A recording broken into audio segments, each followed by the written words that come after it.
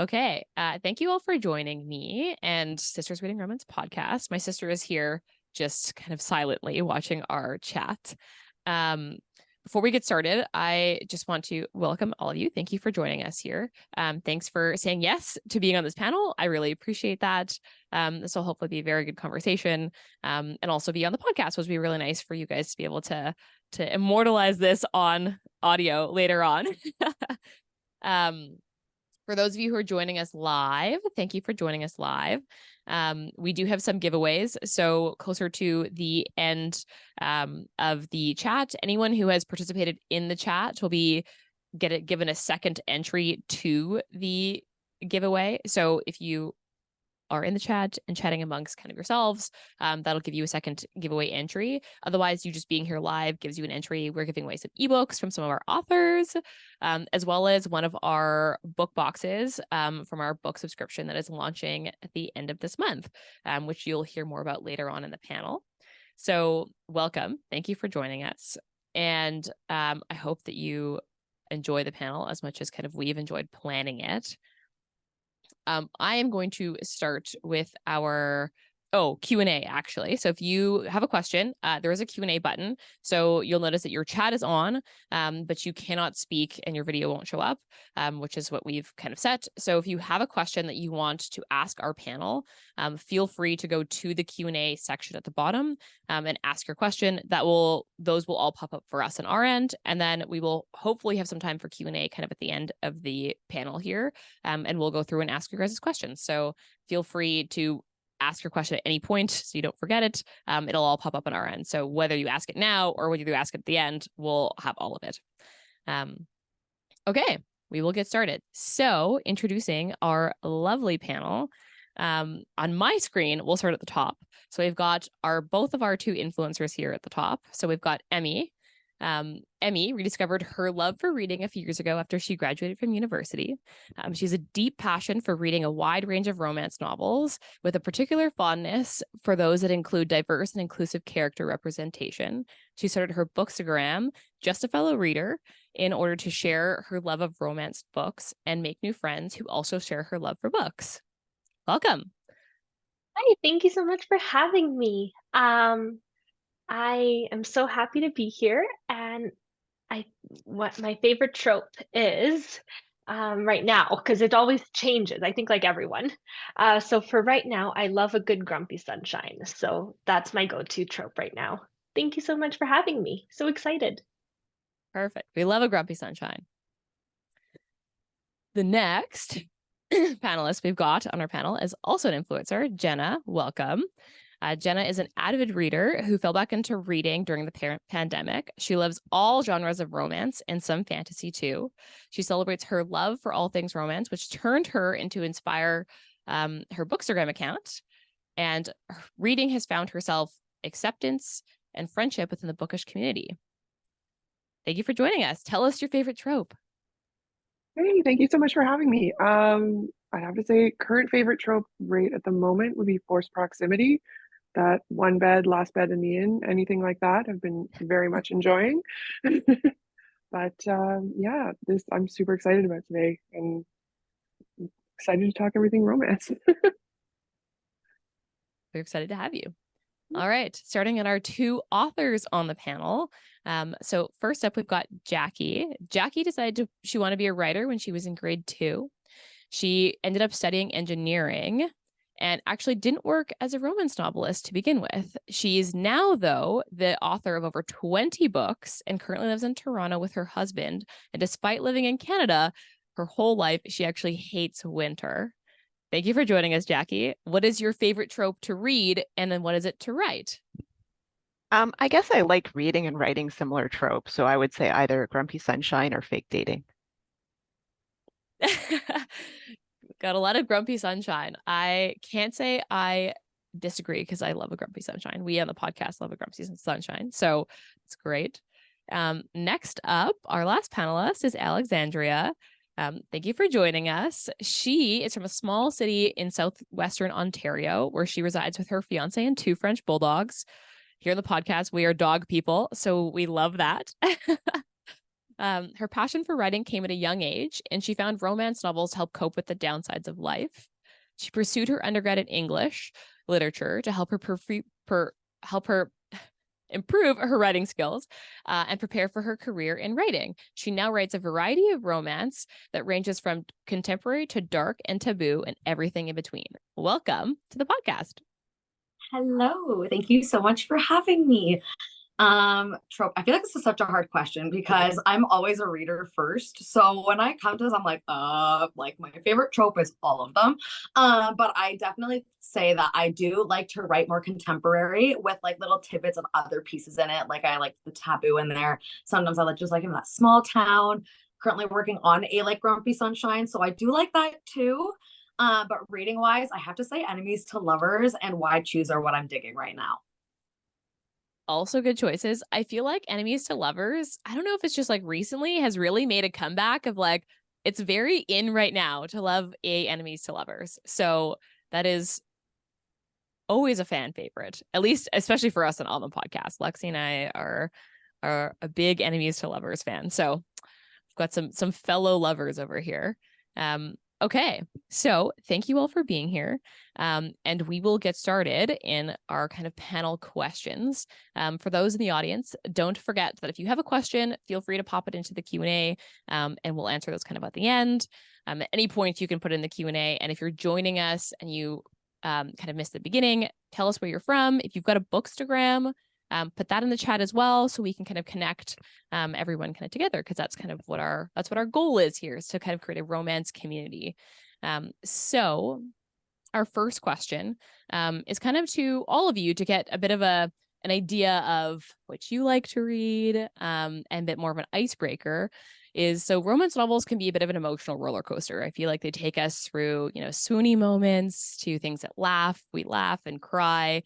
Can you think of one book that you've read, let's say in the last year, that has kind of brought you through that roller coaster that you would recommend to our audience?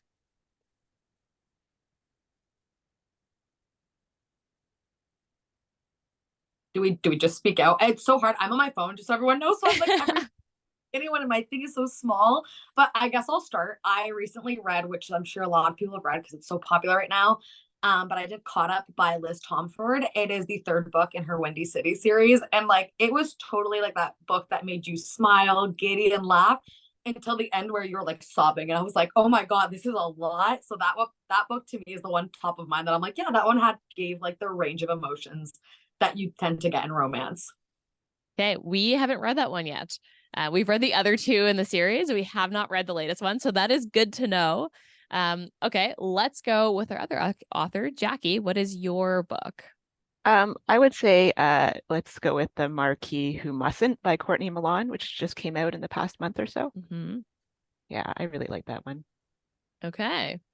Émie, what is your favorite so far?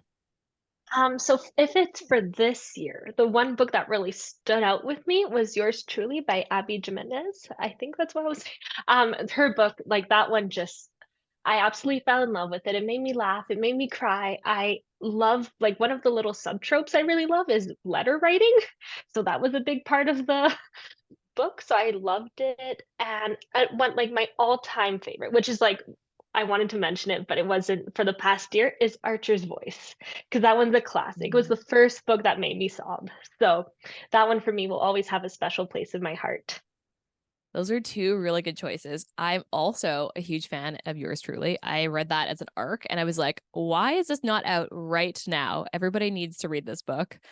And I actually read Archer's Voice very, very recently, and I totally agree. It is a very understated book. And it is very spoony. It's cute. Jenna, what is your book that you'd recommend? Well, for this year, I actually just picked it up recently. It's Out on a Limb by Hannah Bonham Young. And I felt like that one just took me through all the emotions. I loved the way the characters were together, everything about it. I laughed, I cried, I just enjoyed it endlessly. So that would be mine for this year. But I think my all-time, like, was one of the ones I read last year, the year before, was The Simple Wild by K.A. Tucker, which oh my goodness, I sobbed at the end of that book, but it was so good. That is Jenna, not one I'll that I've jump in. read. I read that one recently, and that's a good one. I kind of forgot about it, but the emotional roller coaster on that Oh yeah. book is incredible. I loved it. It was, a friend recommended it to me. I was up till about 4 a.m. at least reading that book. I could not put it down. That's good to Yeah, I know. read That it is within not one that 24 I've hours. read. Okay, wow. So you guys just plowed through it. Okay, that's Mhm. not one that I have read. So I will have to add that to my list because that's not one that I have read actually. Okay, that's good. I love hearing all these. I mean, it's good to get recommendations of those that I haven't read as well. So that's good. So let's talk about romance as a guilty pleasure. I feel like that term is used a lot when it comes to the romance kind of genre as a whole. And it's not my personal favorite term. I'm really not a fan of the whole guilty pleasure term. It makes it feel like it's not, you're supposed to be guilty. And that's never been a term that I like to use. So what are some of the most common misconceptions about romance, and how do you feel like we can change the idea that it's a guilty pleasure? Let's start with our two authors, because I think it's an interesting one as people who write romance and still kind of hear about it as a guilty pleasure. So what do you think that, we can do to change that kind of misconception about this guilty pleasure that is romance?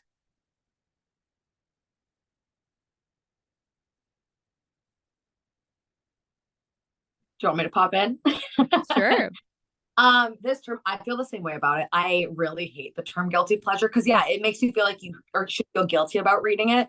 And I've struggled with that because I went to like a Catholic school, grew up Catholic, and you just kind of had that sense that you should not be reading that. And I remember bringing romance to school and getting that like pinned at me, and teachers would be like, "Are you sure you should be reading that?" And I like would just be like, "Yeah, yes." But I think I do see a positive progression in romance and the genre growing. I think back to when I started reading romance, I was 14 and it was still very hush hush. It was that 50 Shades era. It was very much like, be quiet. If you've read 50 Shades, like be quiet. Nobody needs to know that you're reading it.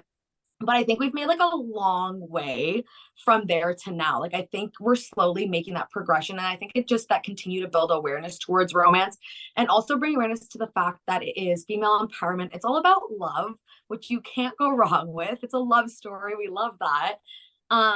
And just kind of reminding people that there's so much substance within these books. Like it is not just smut, it's not just love. Like there's so much building happening, and I think love is probably one of the most complex emotions to try and write. And even like, so when you're reading it, you want to feel all of that. So I think that's a big thing. And I think that we are headed in the right direction for romance and leaving that stigma behind. But I do think we still have a ways to go. Yeah, very well said. So I tend not to think so much about common misconceptions, but just I think it's partly misogyny that has just meant that people don't have a great view of romance novels, whether or not they misunderstand what they are. Sometimes people like to say that romance is a genre written by women for women, which isn't strictly true because there are men who read romance, there are men who write romance. But I think the fact that romance has been a very woman-centered genre has really affected the way that people view it. And a lot of things that are seen as female focused, just people don't look well upon them in the same way. Like anything, for example, that teenage girls like is generally despised and ridiculed. So I think misogyny plays a big role in it. Yeah. And I think a lot of it too comes from this. Yeah, it's women for women, when oftentimes it's a little ignorant to think that it's women for women, when realistically, like, there are tons of love stories that are a huge range of like diversity from race, from gender, and the same thing with authors. Like a lot of the times people don't realize that an author is male or female. They don't even bother to look, and they're like, oh, this is actually like a male author, and I didn't realize.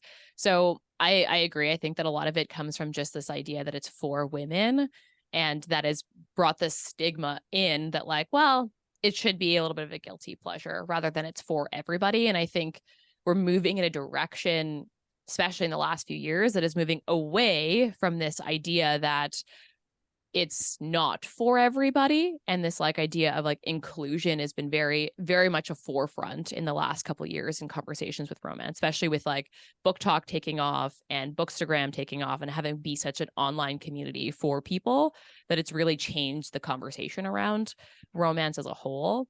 So yeah, I definitely agree, Jackie. I think that that's played such a huge part of just, you know, where the stigma has come from. So as Bookstagrammers, Jenna and Alexandra, you're also a Bookstagrammer, and Émie, you share your love for romance very openly as part of something that you do every day. Do you find that you've had, you know, backlash or negative reactions for being somebody who shares that really openly on social media with just like the world?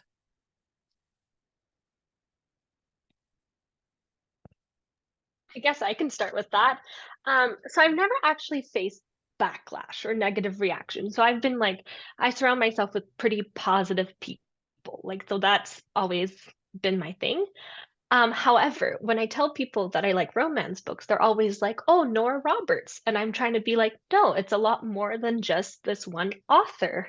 I'm, and then and I really love that question because then it brings out a bigger conversation. Especially, I'm a very open person. I don't hide my love for romance, especially at work. People at work know I'm a big reader. They know I love romance books.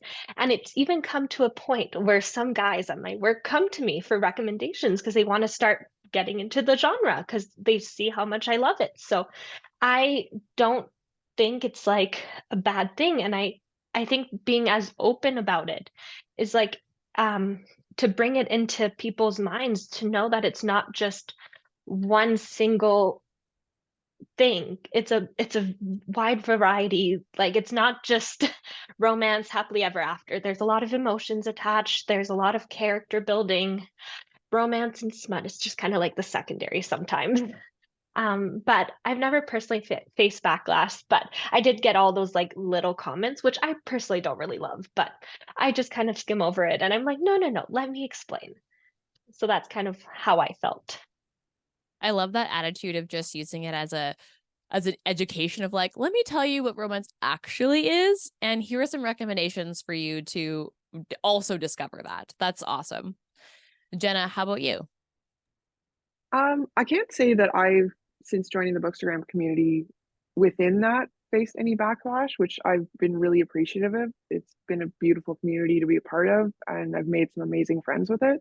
I think, like Émie, it's kind of more in the like at work or talking to other people that I've gotten not necessarily like a backlash, but like that negative reaction of like, oh, you read romance.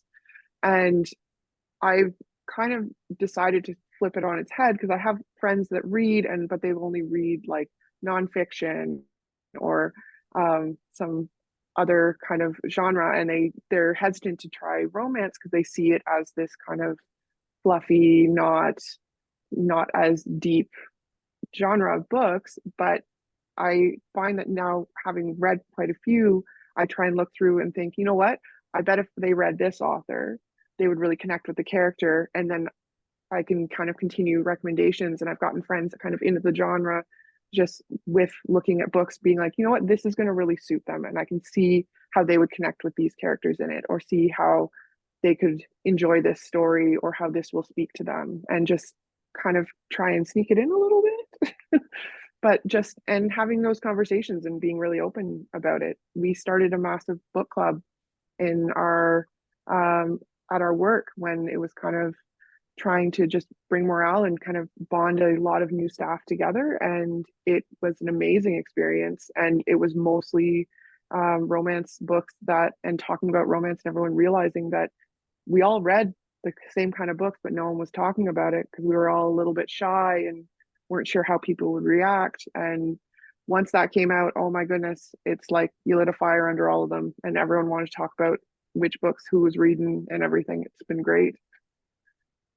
It's funny because I find that a lot, where people just don't, they all read the same books, but nobody says it out loud. And then one person says it, it's like, oh wait, actually, I've also read that book. And then they just didn't want to say it first. And oftentimes it's that initial, like, someone needs to be the one to speak up. And the nice thing with the way that TikTok and Bookstagram have gone with bringing a lot of that into the forefront is that all it takes is one person. And then everyone's like, actually, I read that too. And it makes people feel like they're not alone in what they like, and that it's not, a guilty pleasure and something they can talk about with other people. And I think that that's a really important thing that's come out of this kind of like social media push from books, especially in like the romance genre. Like, it's huge on Book Talk and Instagram. And that's one really positive thing that's come out of it. It's also, Lexi and I have talked about this on the podcast, is that sometimes people will find a romance novel that's not for them. I mean, the same way that like monster romance, not for everybody. That doesn't mean that you have to read it and then hate it. So it's finding recommendations that work for the person, and like having people who've read a lot of books, especially things like arcs, and just like are out posting about it. You're able to then give a very specific recommendation and say, how about you start here? And then if you like it or what you don't like it, we can talk about another recommendation. And oftentimes that's the like initial thing people need to then move towards finding a book that they like, rather than like they tried something really popular, it didn't work for them because it just wasn't something that they were into. Moving on kind of the same train, for our two authors on the panel, we've had a huge push in diversity within characters, whether that's, whether that's race, whether that's disability, having representation across the board in romance, and having that actually not just be something that is it's there, but it's not talked about, because those books always existed, but they haven't really been pushed to the forefront as they have in the last couple years, let's say, especially with, Book Talk and Instagram taking off. What is, in your opinion, how is the romance genre involved in terms of, diverse relationships and characters, and what progress have you, observed, but where are there areas of improvement?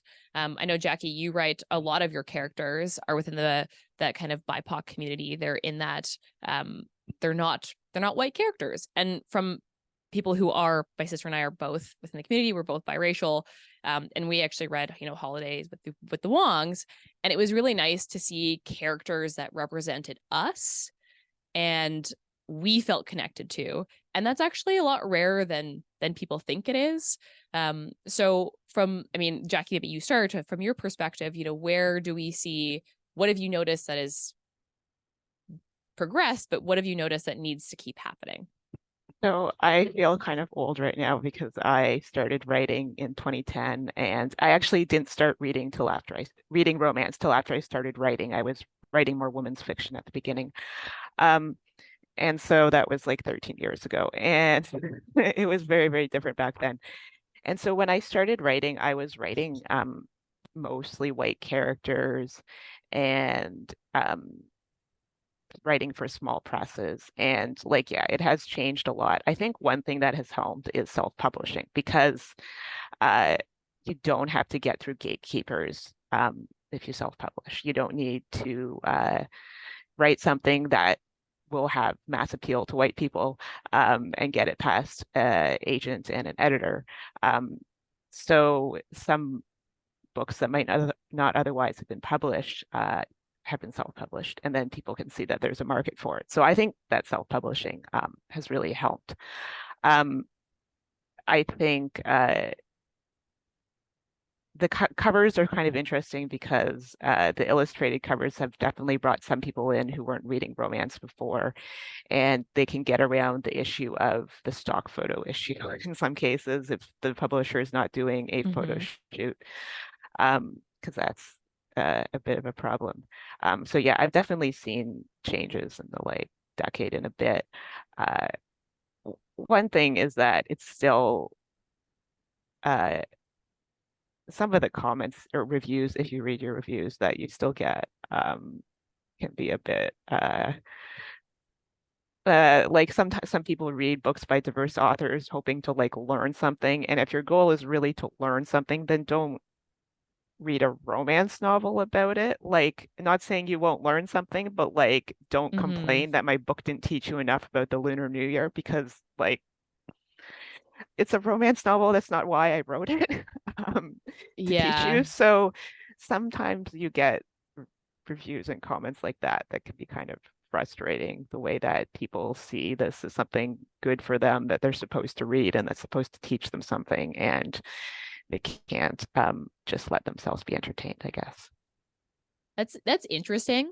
That people look at it's like a, hey, like maybe I'll learn something about, you know, this race, and then they say like, well, I didn't learn anything, and you're like, well, that's not why I wrote the book. Yeah. Wasn't the purpose of this book. So that's actually really interesting. I hadn't thought about it like that, as like that's potentially not necessarily like bad, but just not what you were expecting when you first started writing diverse characters in your novels. Yeah, and also people will then make comments like they're surprised these characters were like just like them, or you know, it's sort of like this very weird, wow, these people are people just like us kind of. It's not exactly that explicit, but sometimes it veers towards that territory and Yeah, uncomfortable. interesting. So on the flip side, I mean, Alexandria, you're a newer author and self-publish. So from your perspective, you know, how has that made a difference for you in the fact that you can self-publish? And that is very much a thing that has pushed a lot of authors self-publish now, especially with Kindle Unlimited, has made such a big difference in getting, you know, authors that are indie out into the world and able to get in front of people. You know, how have you seen that kind of progression in the few years that you've been writing, but also where do you think it should go? Well, I think we have to continue to, bring awareness to things as always. And I do see there is progressions. I agree with Jackie. Like, I remember back when, like, it was all, like, when I started reading romance, it was always like white authors. It was always the same. Like, the stock photos was always a big one. So it is nice to see now that there is so much more, like, voices are being heard. That's a big thing. And like, people, I'm very much that I love when somebody can read a book and relate to it. Like, I love that. As much as like it is that escapism, of course, but I do like being able to relate up to a character in a way. Like, a big thing for me is like curvy, like being bigger, like a plus size girl. Like, that's one thing I love to be able to relate to. And I'm like, oh, because before, like when I started reading romance, it was like the perfect female character. Like, it was always described that way, and you were always like, oh goodness, like, like sometimes you want to imagine yourself while you're reading, because you just do it. And I find that we're like, yeah, like we have to continue like growing and bringing that awareness to romance and to books in general. Yeah. Yeah, that's true. I mean, the very nice thing with stock photos is like now that you can do your own thing with your cover, and like cartoon covers has really opened that door with being able to show what the actual romance the characters look like. Because how many times have you read a book where you're like, this is not what this person looked like at all, because it's a stock photo, and sometimes authors don't have control over what the publishers put on they're like, here are your options, and you're like, none of these are good, so I'll pick the less bad option. And that's just like, unfortunately, the way that publishing is sometimes. So it's nice to be able to see your characters actually represented on a cover as well. And then also for people to pick up a book and be like, oh, I can see who this is about, rather than it being something super random because it's a stock photo and there's, only so much control you have over that. Yeah. And then so that's very true. There's the dilemma of people not liking people covers now. Like, a lot of people are leaning away from them. So then like, that's where you have to do, is you're like, well, I don't want to put people on the cover, because a lot of people are trying to get away from that, but they're liking the cartoon covers. So then it's giving you a little bit more flexibility with covers now, because you can kind of adapt it a little bit more. Yeah, I was saying that I was saying this to my sister the other day, that I saw a picture on Instagram that was like a romance shelf, and the like end panel was all like old school, like the shirtless guy with no head, and like the caption at the top was like the sign that said, dude, where's your shirt? And it was like that was the front panel to the romance section. And but that's like, there was a time where that was really like all the options that they even gave authors too, right? Like they were like, here are your options, and you're like, they're all the same. That's the way that it was at one point in time. Whereas now when you look at shelves, there's such a big range of like, there are people covers, there are cartoon covers, there are covers that just don't have people on them in general. And it's nice to see the diversity because it's also great for authors to have that option to pick, which is huge. And then Well, they can. I just wanted to add quickly to that when publishers buy books by authors with marginalized identities, they have to actually put in the effort to market and edit them properly, because sometimes what happens is they just throw stuff out and then they say, well, there's no market because it didn't sell, but they didn't actually give it the support it needs. Or if someone doesn't break out in the first book, then they drop them. So that's one thing I do think needs to change in publishing, is that if they're going to buy, they should keep buying books by marginalized authors, but they have to support those books as well. Mm-hmm. Yeah, agreed.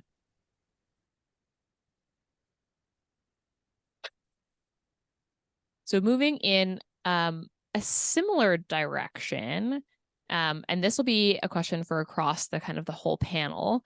So there's been a lot of conversation also within romance when it comes to things like consent and, you know, promoting healthy relationships as a whole, and that being a really big bonus of romance, of people seeing healthy relationships as, you know, from an Instagrammer perspective, as people who are recommending books to people and be like, this is why I loved a book. How do you feel like that's important in the books that you recommend? Is that something that you think about when you're like, oh, like this is actually a really great representation when it comes to those kind of things? And do you think that that matters when we start recommending books moving forward, especially for those, like, let's say new adult is a weird kind of subgenre that's kind of been created within romance. And a very big thing with new adult is it's that in between period, and having that, you know, consent culture in those books can be really important moving forward. How do you think that that will change in your recommendations, for instance, like let's say in a new adult book?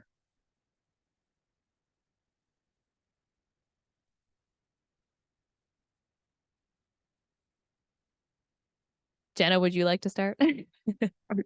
I'm so slow to get to my mute button, I tell you.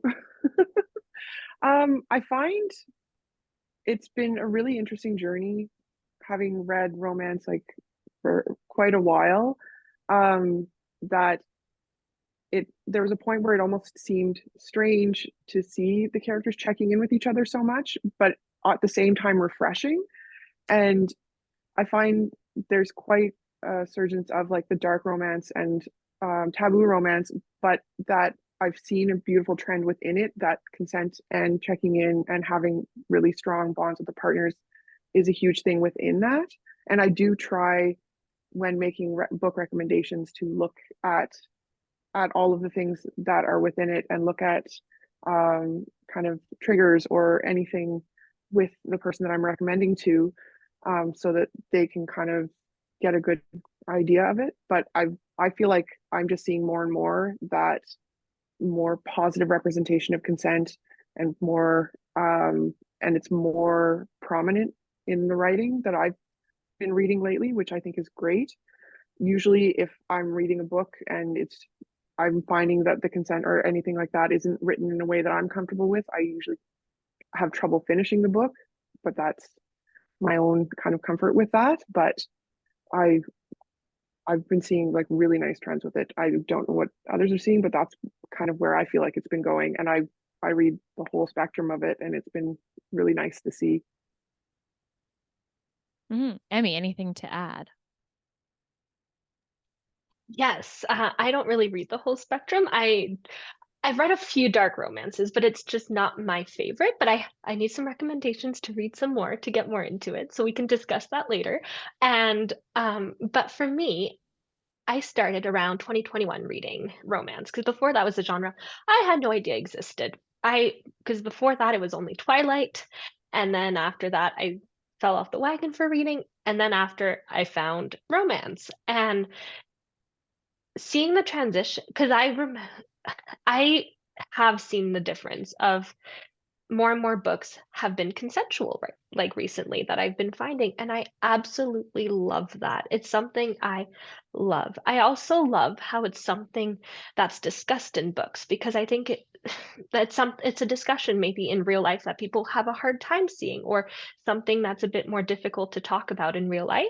So just having that in books embedded can bring the consent and the importance of it to light, especially because for me growing up, that was something I never talked to my parents about these things. So I'm like having that in books, and like having young readers read it and seeing the importance of consent is amazing, and it makes me really happy that it's more into light right now. Yeah, I mean, there was a time when Bodice Ripper was almost the only option that you saw on shelves for the most. Like it was a very big majority of books that were on shelves. And it's a very old school term, Bodice Ripper. So it's interesting to move on the flip side of that with this kind of new insurgence of like new adult. And a lot of those, it's the conversation of consent that it makes the difference, and having the conversation take place in the book. So, I mean, Alexandria, you not only read a big range of books, but also write a big range of books. How do you feel as an author when it comes to, do you feel like you have a responsibility to have that kind of consent culture within your books, especially in those that borderline on, darker concepts, or like taboo, when oftentimes especially in dark romance, it's kind of a suspend belief in some aspects, and there's a lot of that goes into trigger warnings and all that kind of stuff. So as an author, like, how does that play into your writing? For me, I love trigger warnings for that reason, because I find for one of my recent ones, Touch of Sin, that one is that did have that struggle of that. Oh, sorry, are you still there? Oh goodness, my phone just got wonky. But Touch of Sin did have that boundary where I did have that trigger warning, because there is a pretty intense scene in it that does lack the consent. But I found that it kind of worked with the story, and the consent kind of came afterwards, and it kind of was discussed a little bit more afterwards. And I think that was just because Nico, my hero in that one, he hit home to me. He was a very personal character in the way he acts, and the reason he does what he does. And that was like something that I always think about too, is the consent part, because that's one thing that in that book, they talked about it afterwards. And I think it is a conversation that needs to be had. And it's one thing that I think I'm genuinely loving seeing in romance now, is like the consent and talking. And I'm massive on communication. So I love seeing that the characters are doing it.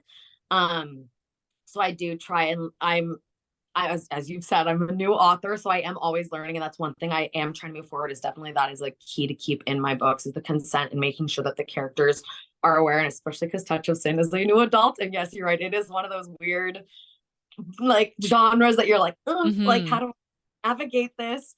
And I do think sometimes I am like, oh, I could have done this way better. But again, we can only get better. But I definitely think it's a complex thing to try. And I think that's, again, another thing about romance, is it is complex emotions and things to take on in a novel. Yeah. And it's something that people don't, especially who don't read romance, even think about as like this conversation that is had. And also just like, if you're a new adult, or even like, I mean, we've all been a teenager. If you've read romance for a long time and reading a book that's like potentially slightly too old for you, and seeing those things are actually really important, because like, the internet is a vast place, and like, you don't know who's seeing what content. So like, them picking up a book that like maybe a little older for them and having those conversations in it are still really important. So it's an interesting direction. It's a great direction, but very different than like where, romance started with this like Bodice Ripper, where like you couldn't admit that you wanted something. It had to be like forced upon you. Whereas now that's not the case, which is very different than what it used to be. So big box chain bookstores, so like Indigo, for example, are starting to carry like a pretty big variety of romance subgenres. So things from like, you see Monster now on the shelves, you see a lot more Taboo books on the shelves. Like I was at Indigo the other day and I saw The Cat and Mouse Duet by H.D. Carlton, which is on the far extreme end in some cases of dark. And it's interesting to see that change from a romance genre like evolution from, you know, where we used to be and what was on the shelves to what is currently on the shelves. Maybe we can go around the panel and talk about, you know, what trends you see shaping moving forward in the kind of genre and where we're going now that we're seeing this insurgence of like everything is now on display, where that wasn't the case before. Who wants to start? That's a big question. I mean, like, I'm thinking about the fact, like, realistically, if we go back, like, we look at 50 Shades of Grey, like, Christian Grey was he was not the greatest character, right? Like, you think, no, but I think there's a lot more about it. Now it's just like, again, with the romance, now that there's more awareness to it, it's just being open about what is on the shelves rather than trying to hide it and keeping like the section like small and tiny.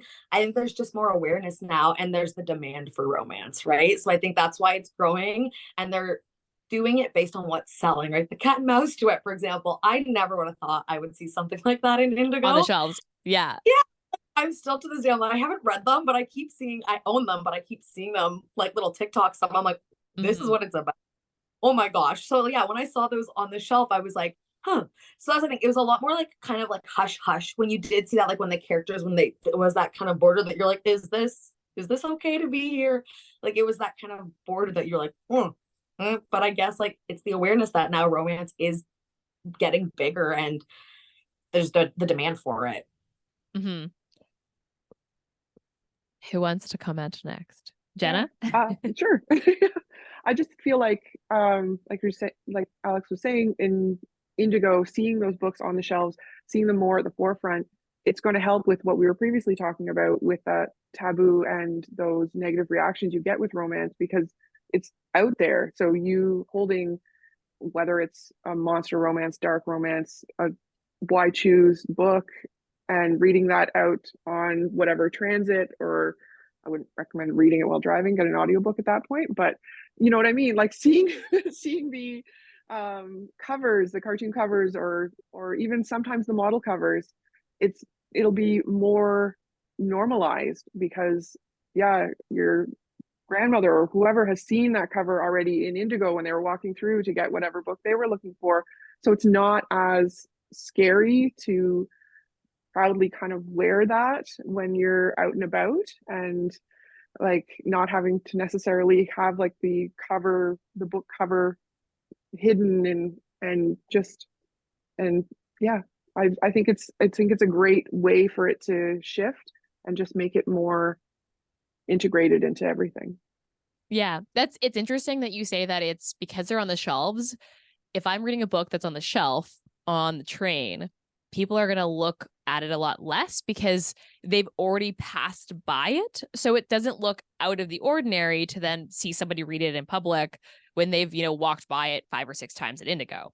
So that's very interesting. I didn't even think of that, how it just being on the shelf makes a big difference. Like them just being there, and then you're not afraid to then, even if the person doesn't know what's in the book, to even just read it in public and like be like, and then it also then someone who does know what's in the book is like, oh, well, they're doing it, why can't I do it?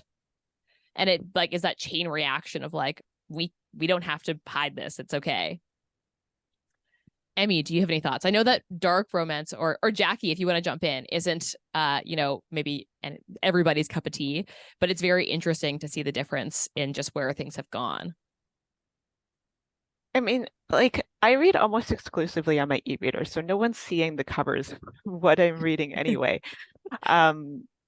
unless I'm starting at the very beginning. So that's not really something I really think of as a reader.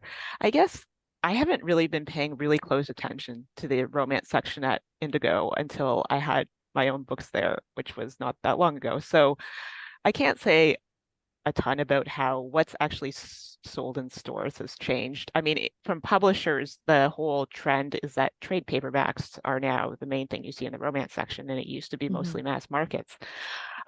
So that's one change that has happened, and we've talked about the covers a bit too. That's changed quite a bit.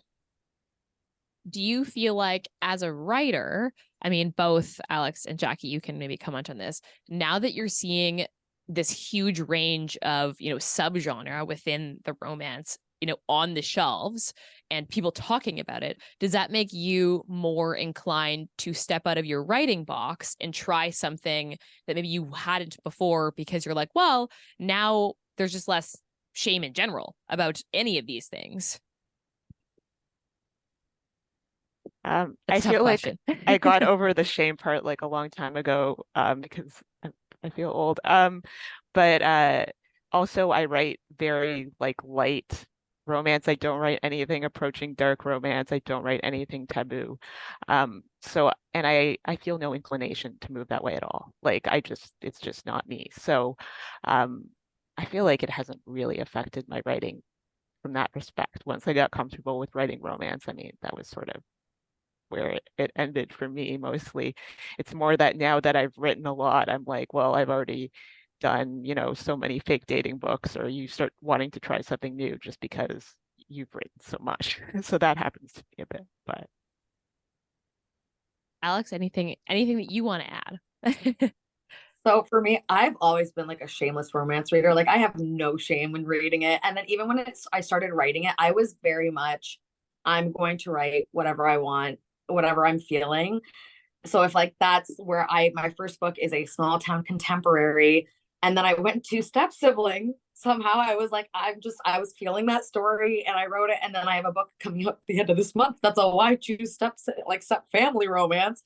So I'm like, I have always just written whenever the characters come to me, I just I write it, and I try not to feel that that worry of like, oh God, like this is a lot, especially if you write like taboo, forbidden, anything in that dark realm, you're like, people might think I'm crazy. And I'm like, oh no. And I have a lot of, I love how supportive I have, like my work, like colleagues, everyone is, but they all read my books too. And I'm like, sometimes I'm like, oh God, I'm like, you cannot judge on what I write because I like what I write. So I'm very much like shameless. And I just genuinely, like whenever the characters come to me, I just like writing, even though sometimes I'm like, whoa, this is different, but it's okay. Émie, is there anything you want to add? I know that dark romance maybe necessarily isn't your forte, but does it make you more inclined to try a book if you're, looking at the shelf and you're seeing, yours truly next to an H.G. Carlton book? Does that make you want to pick up that book more, like seeing them all together? Of course, yeah. I have a Haunting Adeline. It's somewhere on my bookshelf. I just haven't had the courage yet to read it. But I'm slowly working my way up. I read Hooked by, oh shoot, I'm forgetting what the name of the author is, but that was my darkest romance I read so far, and I was okay with it. So that's a good step, I think. But seeing them more in public, because oh my, I'm just blanking on the author's name, but that whole series, The Never After, and the dark takes on it, I've read most of that series, and I know that one's a bit dark, but I love being able to see those ones in Indigo and being like, oh, that's actually a really good step towards dark romance. That's why I started reading it. That's why someone recommended to me, being like, it's a good step to start your journey into dark romance. And yeah, just seeing them with those discrete covers too makes it a lot easier. But it's dark because the colors are very different than a contemporary romance. So you kind of get an idea of what you're getting yourself into. But just having them more in public, more open, it's wonderful and makes me really happy that we're living in this era. I'm sure that all of us on this panel can agree with that it's a good time to be in romance in general. Okay, we are going to move into some of the Q&A questions because we've got actually a couple.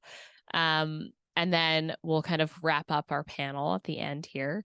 So one of the questions that we've got is for the authors of the group. Have you ever drawn inspiration from real life romantic encounters when you write passionate scenes? Don't feel like you have to answer. It's a bit of a juicy question. No, not really.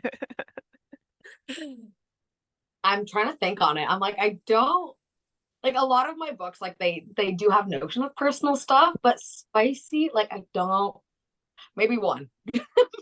Maybe one that I can think of. Then another So question that we've got from the authors is, how, when you start writing a book, how do you get started? Where do your characters, start? In that, like, do you follow that train? And no, Alex, you were saying that like they just come to me and I lean into it and we're just here.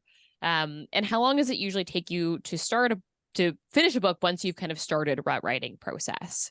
I'm sure that probably varies kind of across the board with every story. So one thing that varies a lot too is that how long my books are, because I am both a indie author and a trad author. So I have books that range from like 30,000 word novella to 90,000 word book for publisher. So, and I take breaks, like I alternate between projects. I'll like draft one book and then I'll go and edit a different book and then work on a third book before going back to the first book. So like sometimes it takes a while, but I don't work straight through on one project. Like the last trad book I did, I think from the time I started it to the time I handed after the proposal, the time I started it to the time I handed it in to the editor, I think was 5 months. So I can usually write the first draft of something that long would take a bit over a month.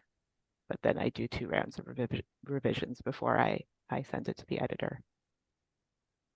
Okay. Alex, anything that you want to add there? yeah, like for me, like my inspiration comes from a character. It's very randomly. Like I like will be working out and this idea will come to me, and then the characters, and I'm like, okay, well, this is it now. Like we're here, we're getting the story out. And like I'm very much like that, but my process is terrible. Like I am very a non-disciplined author because I work in social media and I do a lot of like creative writing during the day for social media for my job. So by the time I'm done working, my brain is gone. Like my brain is like, I don't want to even think about looking at a computer. So my motivation, like it varies. If I actually sit and write, I can get a book out quite quickly because I write and I type very fast. But I have to be in that like that zone for me to actually want to sit and write and get these characters out. And hence why like it'll take me usually a year to actually fully do stuff with books and get a book out, because I tend to take my time with it, because the motivation sometimes just disappears. I feel like we can all feel that when you're just like, and not today. Yeah. So then for the influencer of the group, how do you feel about, sharing popular titles with kind of your audience, but also, how do you find those hidden gems? And I'm sure you get sent a lot of arcs as well. So how do you find the balance between, sharing those, really popular titles that everyone is talking about, but also finding those like hidden gem books you're like, people have to know about this book? I guess I can start with that. So I think starting with popular books is a good way to start. Like starting out as a romance reader, that way, again, I don't necessarily agree that the popular books are the good books sometimes. Sometimes they're trendy for particular reasons. But sometimes, like that's how I got into romance. I was reading The Hating Game, which looking back is not the best book, but that's what got me hooked on romance. Enemies to lovers, workplace romance, those tropes are forever going to be one of my favorites because I got into that book. That was my gateway. And then after that, I was able to find hidden gems based on what I knew. And again, it comes from trying out what you like and seeing recommendations or taking a chance on something that sometimes you're going to read the back and be like, oh, this sounds good. And then you're going to be like, oh my goodness, this is the best book I ever read. And it could also be looking at a cover, being like, oh, this looks, I'm someone who like, I base my books off covers. I'm really bad with that. I know we shouldn't. I feel like we all do in some aspect, pick the prettiest cover that like draws our eye. Exactly. So sometimes I will pick up that book. I have no idea what it's about, and I will fall in love with it. Or some days it might be the opposite. I might read that book and absolutely hate it, DNF it. But you have to try some bad ones to find the good ones. So that's my biggest recommendations is to find hidden gems. And as for recommendations, I'm a very big lover of diverse books. I love I have ADHD, so I love seeing that represented in books. And so one of my favorite authors is Chloe Lies, and she writes the Bergman Brothers series.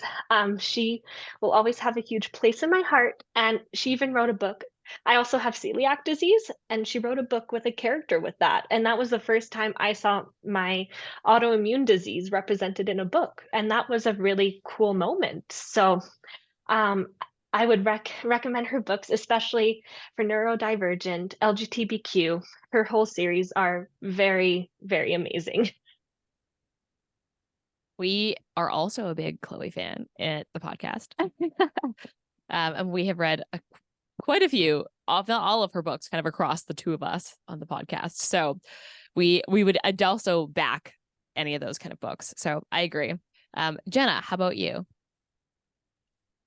So I've read a lot of the popular books, and I think I agree with Émie in that it is a great place to start, but I also really try and be honest. And if I don't like one of the popular books, I'm not going to falsely promote it just for the sake of having that popular book on my feed.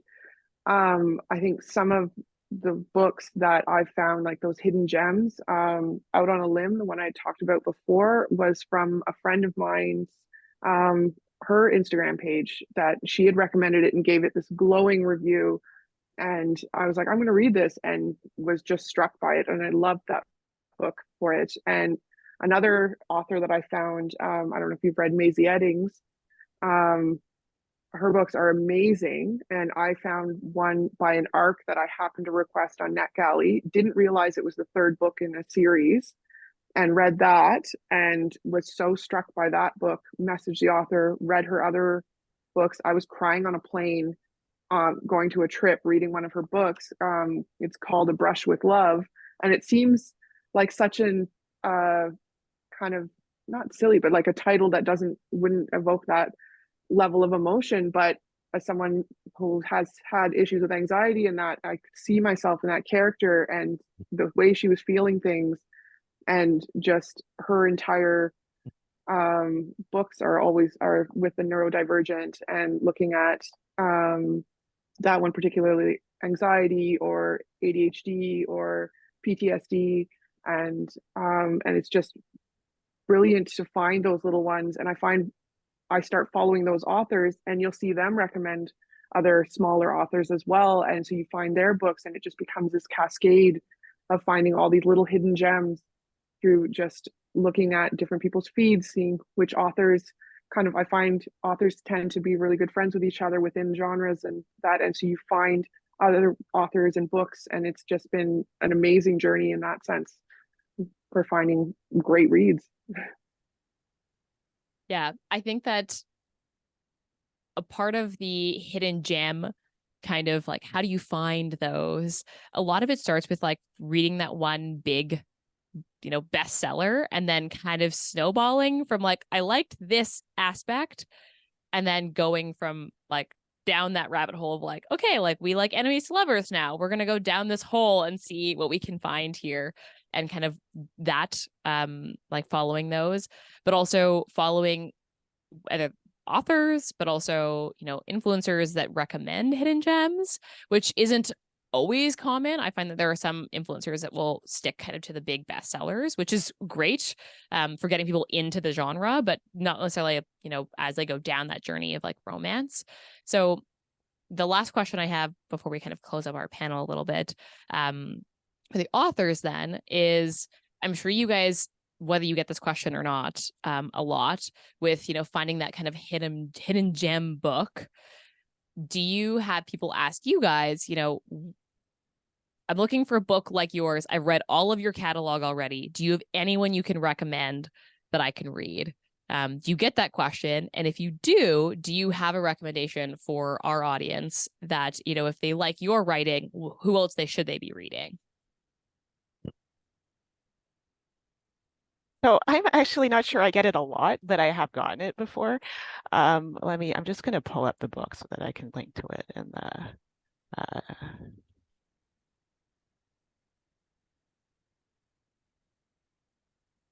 uh, so this is so a lot my books they all have at least one Asian Canadian character, and they're fairly light and low angst, and they have a lot of food. So the one book that I like that is sort of along those lines is called A Milky Way Home. I just put it in the chat. And it's a novella with two Asian characters, and it's I can't remember their exact identities. I think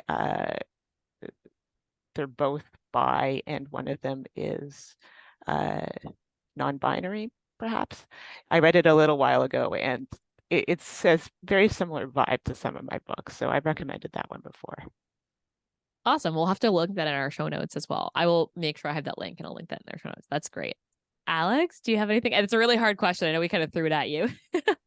It is, and I don't think, because I'm a newer author and I'm still kind of like very low in like all the community when it comes to that. I don't think I've ever been asked that, but like, as you know, like I'm a bookstagrammer too, so like I tend to, like, if there's somebody looking for step sibling or someone looking for like that small town or a curvy heroine, I tend to be able to grab from that, and I'll be able to recommend books based on tropes similar to mine, because I also don't think I've honed in on my craft of writing to be the best as it could be. So that's why I'm always like, I can't compare myself to some awesome authors and writers that I'm like, no. So sometimes I'm like, I can't, but like other times there's, yeah, like I could, like at the moment, of course, you've asked me this and my mind has gone blank on all my recommendations, even though but that's what I tend to grasp from, is the tropes that I have in my book. And that's when I'll push out other tropes that are similar to mine. Mm-hmm. Okay. Okay. So then to kind of wrap up the panel, let's everyone plug themselves. So where can we find you? What do you have if you're, an author? Do you have anything coming up? Anything that we should note that we should go and take a look at? And then can you give us one must-read recommendation in general? Anything that you're like, this is a book that I want people to read. Does anyone want to start? Okay, I have a Kickstarter right now actually, and it's for two books, and this is the first one. Two novellas. Sorry, I am blurring my background. Two novellas in a world that's based around a sitcom that's similar to Schitt's Creek or Kim's Convenience. And you can go to my website, which is JackieLauBooks.com, to get links to the Kickstarter. And one book that I really like is Coming Clean by Jen Trin. That's about a Hollywood star and a goth fashion designer. And because I liked it so much, and like my series that had Asian actors as main characters, if you back the Kickstarter, you get a free copy, but only you have to do it by the end of today. Or you can buy it it's available at all retailers. Awesome. Who wants to go next? I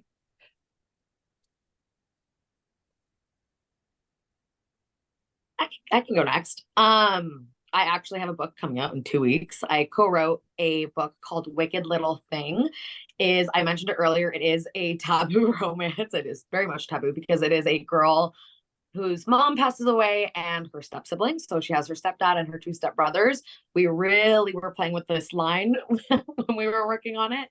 So that's my self-plug that you can find on Amazon on November 30th. And then a book that I love to recommend, just because one, she's my best friend in real life, and it's who I'm co-writing Wicked Little Thing with, is J.A. Carter. She has a paranormal Why Choose Romance out, and it's vampires. The series is the Blood Oath series. It's super fun. They're very short books, 6 of them. They're super short, spicy, like just overall fun reads. So those are the ones I'd recommend. And I can't drop any links because I'm on my phone, but we will, when I go back to listen to the audio, I will put all the links for everything in the show notes. So if anyone is listening to this kind of post live panel, all of it will be in the show notes for people as well. Jenna, do you want to start, or Émie, do you want to go ahead? I can go. So you can find me on Instagram as rhiannon.the.reader. And I will continue to have lots of fun recommendations, or if you ever have any questions or want to chat, I'm always open to it. I was trying to think of what book to recommend, and I feel like we keep talking about monster romance and paranormal romance, and my recommendation as the intro book for that always goes back to Ashley Bennett. I don't know if anyone has read her books. Yes. I was gonna say that we also on the podcast we read Tentacles and Triathlon, and we also said that this is like, if you're looking for an intro, this is the book to start with. Like, her series is a good intro to start with for monster. We agree. Yeah, because I love that series, because that's the second book in the series. And yeah, and she just brought out the third one, which is, because the first book is the daughter and then the son, and the third book is their mom, and it's all of them finding love with their monster partners. And they're just cozy, and I honestly reread them all the time. But that would be, I figure we got to represent the monster romance on here, and so that's where I would say to start. I love that. That's funny. You got a lot of nodding heads right now, which is great. One is so good. Like, Muscles and Monsters was just, it's such a cozy read. It is something cozy. I was reading this, and like, so many like the monster romances tend to be so like dark. They have that yeah. But I was like, Ashley, you've just made me like want to grab like my tea, cuddle up with my blanket, and just be like, this is adorable, and I love Alice. Like, it is so good. They're a great like intro to monster romance, because they're not, monster tends to be a little on the darker side for the most part, I think, and these ones are not. They're just like really fun and like lighthearted, but just like still have that monster aspect, which is always really, really fun. Yeah, agreed. Émie, anything that you want to add? I am actually so excited to read these now. These will be like fast forward on my TBR. Sorry, I'm just like, I've never read a monster romance, but now I'm really interested. So I'm really excited to get on the bandwagon with that. So you can find me at Just a Fellow Reader on Instagram. Feel free to message me, and I love giving book recommendations and making new friends. And because that's also how you find good book recommendations. You talk to people and they recommend books, and that's the best way to get to know books. And one of the books I would recommend, I wrote a little list on the chat just from some authors that I could think about at the top of my head. But one book series I would recommend, and because we're going to stay with Canadian authors for me for this, Elsie Silver, especially the Chestnut Spring series. It takes place in Calgary, where I'm from, so it was really fun to read and see the Chinooks represented, and just some of the things like the rodeos and stuff that make Calgary what it is. So Elsie Silver books, and their cowboy romance, small town, the tropes are great. I would highly recommend those books. You also got a lot of Albertans on the call, so that's very fitting. That's what you recommend. I love that. It's perfect. Yeah. That's awesome. Okay.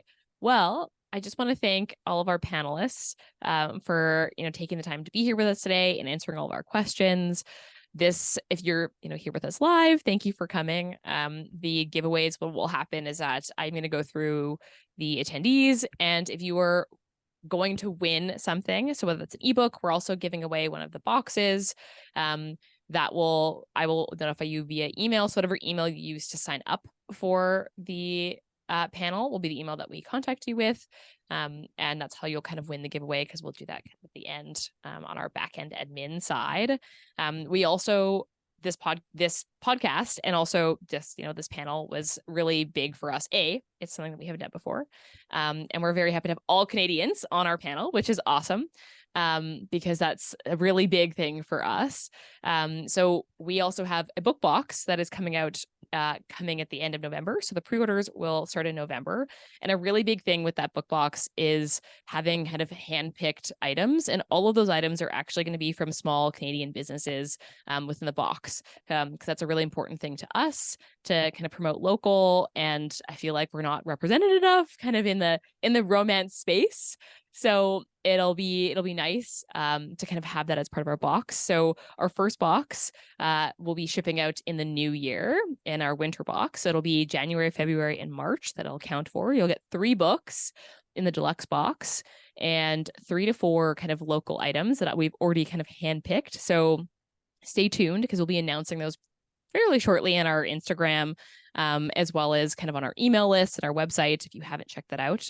The first boxes will be pretty limited. So if you do want a box, we recommend jumping on it because we are doing a limited run in the kind of the first go. And it'll be a subscription. So every quarter or season, you will get a box directly to your door with all of kind of the goodies in the books.